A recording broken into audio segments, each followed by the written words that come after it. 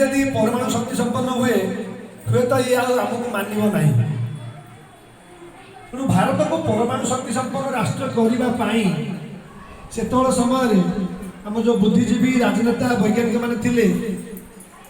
से गोटे दृढ़ निष्पत्ति नहीं साकार करने से इसरोर जो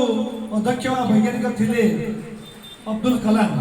नेतृत्व में भारत द्वितीय परमाणु बोमा परीक्षा करता से भारत गोटे परमाणु शक्ति संपन्न राष्ट्र एक कहबार उद्देश्य जे जड़े लोक भारत को प्रतिरक्षा क्षेत्र में एत आगू नहीं गले जे बाह्य शत्रु भारत उपर आखि उठे देखा भय कर कहीं भारत पाखे परमाणु बोमा अच्छी ठीक सही भाई ये जड़े व्यक्ति विशेष जड़े पिला देश को एत आगू नहीं जापे जोटा कि आम कल्पना भी कर द्वितीय विश्वयुद्ध बेले से परमाणु अस्त्र उद्भावन जो अमेरिका युद्ध में विजय लाभ करता मित्र शक्ति को हरइबार चान्स ही ना पाखे तेणु